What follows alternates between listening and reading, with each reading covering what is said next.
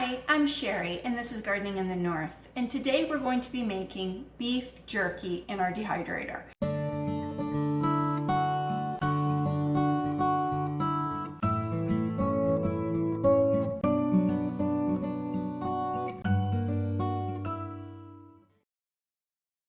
Midway through the summer, we purchased the 9-tray Excalibur from Costco, and it has been one of the best investments that we made.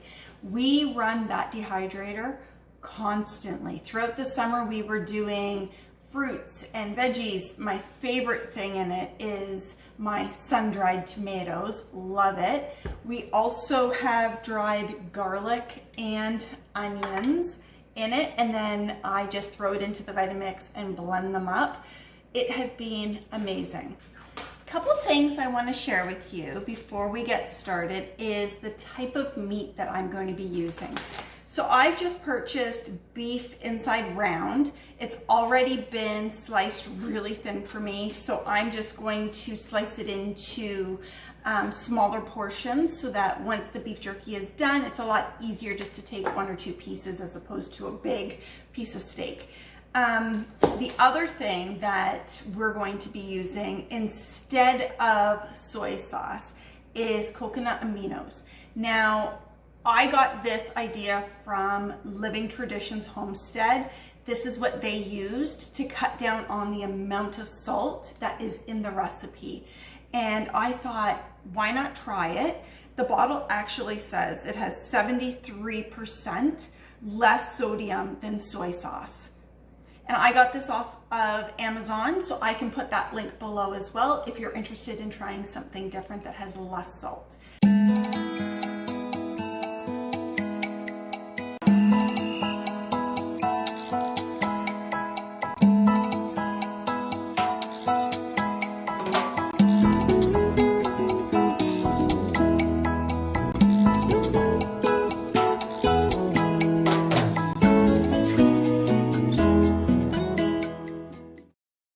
It's that time of day, time to get all of this beef into the dehydrator.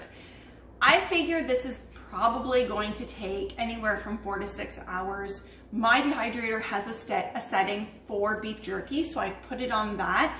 I've set the time for 6 hours, but I will check it at around the 3.5, 4 hour mark just to see how they're going, because the last thing you want is for it to be overdone. So I will check on it. The other thing that I'm going to do is I'm going to layer all of my beef onto parchment paper on top of these trays. The only reason that I'm doing that is because it has a lot of marinade on them. I don't want all of that marinade getting onto my silicone trays because, to be honest, I don't want to have to scrub them. So I'm going to use the parchment paper and layer them up, get them into the dehydrator, and then I'll bring you back for a taste test.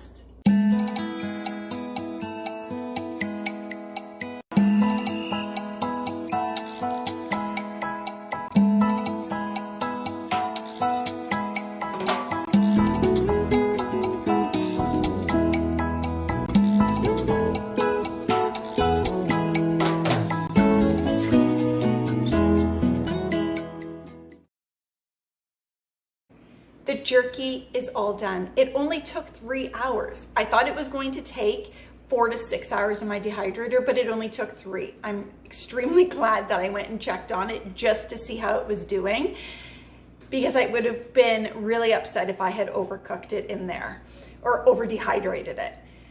So the rub that I used turned out really well. I've had about 3 pieces, and I think every single piece that I had was slightly different than the other one. One of them tasted a little bit more smoky, one was a little bit sweeter, and the third one I could really taste the pepper in it. I just want to show you how it turned out. So it's pretty cool. 1.5 pounds. I got about just under half a Ziploc bag full. Now, I've watched a couple other videos, and I saw that you're allowed to keep it outside of the fridge for about 2 weeks. Inside the fridge, you can double that up to about 4 weeks. This isn't gonna last. We've already eaten probably 10 pieces off of here. Anyways, I just wanted to give you an update before it all got eaten up. Have a great holiday, and thanks for spending time with me.